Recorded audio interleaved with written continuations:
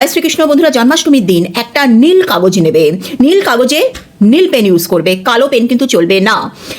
এইখানে এখানে এখানে এখানে এই চার ধারে ক্লিম কথাটা লিখবে এবং ভেতরে তোমার যা মনস্কামনা, এটা কিন্তু একটার বেশি তোমরা লিখতে পারো, ধরো দুটো তিনটে উইশ তোমরা এখানে লিখলে। তারপর পেপারটাকে এইভাবে হাতের উপরে রাখলে এবং ভগবান শ্রীকৃষ্ণের মূর্তির সামনে বসে ওম ক্লিম কৃষ্ণায় নমঃ এটা মোটামুটি 10 মিনিট খানিক তোমরা চ্যান্ট করবে এবং তোমার যে মনের উইশটা সেটাকে তোমাকে ভিজুয়ালাইজ করতে হবে। আমি বারবার বলেছি অ্যাজ ইফ আমার চাকরি পেয়ে গেছি, আমি ওর সাথে বিবাহিত জীবনে খুব সুখে ঘর করছি, এইরকমভাবে সেই জিনিসটাকে প্রেজেন্ট টেন্সে ফিল করে এটাকে ওই 10 মিনিট ধরে ওম ক্লিম কৃষ্ণায় নমঃ মন্ত্রটা তোমরা চ্যান্ট করবে।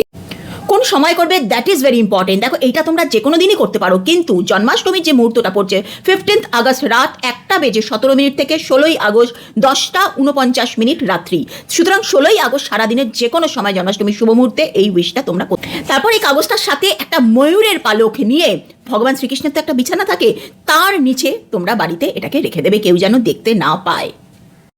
একটু সবুর করো বলা হয় মহাশিবরাত্রির সময় এবং জন্মাষ্টমীর এই ব্রতের সময় যে যা উইশ করে সেটা কিন্তু তার পূর্ণ হয়ই, সুতরাং ভগবান চাইলে তোমাদের ইচ্ছে পূর্ণ হবে। ভিডিওটা ক্লেম করার জন্য কমেন্ট সেকশনে উইশ কথাটা না লিখলে কিন্তু টোটকা কাজ করবে না। জয় শ্রীকৃষ্ণ।